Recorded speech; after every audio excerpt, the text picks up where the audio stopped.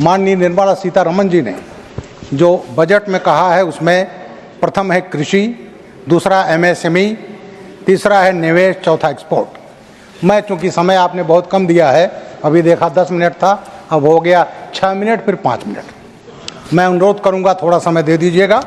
तो प्रथम इंजन है कृषि। महोदया, कृषि जो है ये 60 करोड़ लोग इससे जुड़े हैं।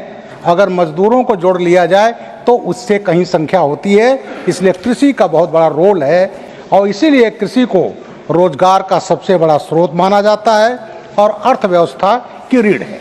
और हमारी जीडीपी में 19% सहयोग होता है कृषि का। कांग्रेस के समय में कृषि पर ध्यान नहीं दिया गया, नेग्लेक्ट किया गया, लेकिन जब मोदी जी आए तो 2018 में पहले लागू हुई कृषि सम्मान निधि। इन लोगों ने क्यों नहीं किया? 60 वर्ष तक शासन किया। महोदया, ये 6,000 रुपये की बात नहीं है। इस 6,000 रुपये से इस देश का दलित आदिवासी भूमिहीन होने से बच गया। उसके पास 5 बिस्सा जमीन है, 10 बिस्सा जमीन है, वो कर नहीं पाता था, करता था तो मजदूरी। लोग कहते क्या करेगा इस जमीन को, और उसके बाद आज उस 5 बिस्सा पर उसको 6,000 रुपया मिलता है जिसको वो पैदा नहीं कर सकता था। हमारे राज्य उत्तर प्रदेश में एक सरकार आई 2004 में, समाजवादी पार्टी की। उन्होंने एक बिल मूव किया और कहा जमीन बेचने में दलित की डीएम की परमिशन की आवश्यकता नहीं होगी। ये परमिशन की जरूरत क्यों है? जिससे दबंग लोग दलितों आदिवासियों की जमीन, पिछड़ों की जमीन खरीद ना लें। उसके बाद उसका इतना विरोध हुआ कि वो बिल समाजवादी पार्टी सरकार पास नहीं कर पाई, अदरवाइज आज वो सब भूमिहीन हो गए होते। तो ये जहाँ 6,000 रुपया सहायता है, और सबसे बड़ी बात है इस 6,000 रुपये ने सम्मान निधि ने भूमिहीन होने से बचा लिया। सभापति महोदया, इसके बाद कृषि के लिए यूरिया में हम लोग आत्मनिर्भर है। भाई नामरूप मेला लगा है हमारे प्रदेश में। गोरखपुर में एक फैक्ट्री थी, 68 में लगी, 90 में बंद हो गई। उसको मोदी जी ने दोबारा किया, दोबारा वो आज उत्पादन कर रही है। तो इस तरह से तमाम सुविधाएं दी गई कृषि को, और कृषि के इसमें आज किसान हमारा खुशहाल हो रहा है। महोदया, मोदी जी के प्रयास से 75th जो जनरल असेंबली थी उसने वर्ष 2024 को इंटरनेशनल ईयर ऑफ मिलेट घोषित किया। मिलेट वो फूड है, सावा, कोदो, मड़ुआ, काकुन, ज्वार, बाजरा, ये गरीबों का खाना होता था, आज वो सुपर फूड हो गया है। और सुपर फूड को पैदा करने का सबसे ज़्यादा अरिड एरिया में होता है, जहाँ सिंचाई की साधन नहीं है, कम है। तो आज उनका मिलेट सुपर फूड है और मार्केट में इसकी सबसे बड़ी कीमत है। सभापति महोदय, 38.4% मिलेट हम पैदा करते हैं जो हम एक्सपोर्ट कर रहे हैं।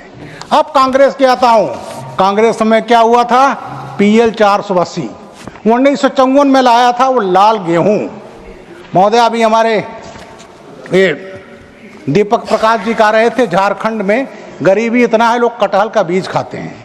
आप तो उसी क्षेत्र के रहने वाली हैं। उत्तर प्रदेश में मैं जानता हूँ, मैं सभापति में बताना चाहता हूँ, गोबरेला अनाज खाते थे।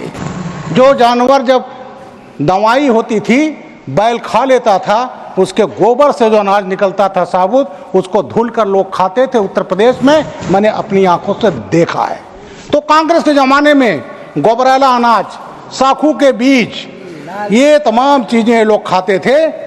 और ये PL 480 1969 तक जारी रहा। अमेरिका चड्ढी गांठता था अपने हम इंडिपेंडेंट डिसीजन जब कांग्रेस लीन थी, कहते थे तुमको अनाज नहीं देंगे। आज इतना अनाज पैदा हो रहा है, 80 करोड़ से 80 लोगों को हम अनाज दे रहे हैं, एक्सपोर्ट कर रहे हैं। दुनिया के पेट भरने की क्षमता हमारी है। और उस PL 480 की एक सौगात कांग्रेस की अभी बाकी है, और वो सौगात है कांग्रेस ग्रास, पार्थेनियम। पूरे देश में वो उगता है, उससे अस्थमा पैदा होता है, एलर्जी पैदा होता है। तो कांग्रेस का PL 480 की सौगात आज भी बीमारी के रूप में प्रसिद्ध है। ये थी कांग्रेस का जो किसानों का इन्हों किया। दूसरा महोदया, दलहन। दलहन ये प्रोटीन का सबसे मुख्य साधन है ग्रामीण क्षेत्र में, हर क्षेत्र में। इस पर ध्यान नहीं दिया गया। हमारा उत्तर प्रदेश दलहन का सबसे बड़ा उत्पादक है। और अभी योगी जी के सरकार में 37% दलहन का उत्पादन बढ़ा है। मध्य प्रदेश वहां बढ़ा, महोदया 3 मिनट लूंगा मैं। और ये हाल है कि आज हमारा बुंदेलखंड सबसे ज्यादा दाल का कटोरा हम कहेंगे, सिंचाई का साधन नहीं था। माननीय अटल बिहारी वाजपेयी ने जब बेतवा और केन नदी का लिंक की शुरुआत की, उसको मोदी जी ने पूरा किया। और आज बुंदेलखंड में जब से सिंचाई की सुविधा हुई है, आज वो धन धान से भर गया है। वहाँ पर आपका डिफेंस कॉरिडोर है। और एक समय जब समाजवादी पार्टी की सरकार थी, तो आज हम दाल प्रोडक्शन कर रहे हैं, खाद्य में आत्मनिर्भर हो रहे हैं। वो डकैत पैदा करते थे वहाँ पर उस क्षेत्र में, चाहे चंबल हो चाहे पाठा हो। डकैत जो थे वो इसलिए पालती थी सरकार वहाँ की, जो समाजवादी पार्टी सरकार थी, कि वो तय करते थे किसको वोट देना है, तो वो डकैत पैदा करते थे। उन्हीं डकैतों को, परिवारजनों को, एक बांदा का डकैत था, उस समय माही एडीजी लॉ एंड ऑर्डर था, वो मारा गया। महोदया 2 मिनट लूंगा, को ज्यादा नहीं लूंगा। और उसके भाई को समाजवादी पार्टी सरकार संसद सदस्य बनाया, भाई भतीजों को बनाया उन्होंने MLA। तो मेरा कहना है वो समय की सरकारें डकैत पैदा करती थी और हम प्रोडक्शन कर रहे हैं। तो मैं बहुत कुछ बोलना चाहता था, लेकिन समय बड़ा लिमिटेड है।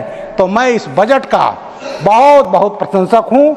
इसका मैं आपके माध्यम से मैं बधाई देता हूँ माननीय सीतारमण जी को। और ये बजट 2047 का पूर्ण विकसित भारत का ये रोड मैप है। इसके लिए बहुत धन्यवाद।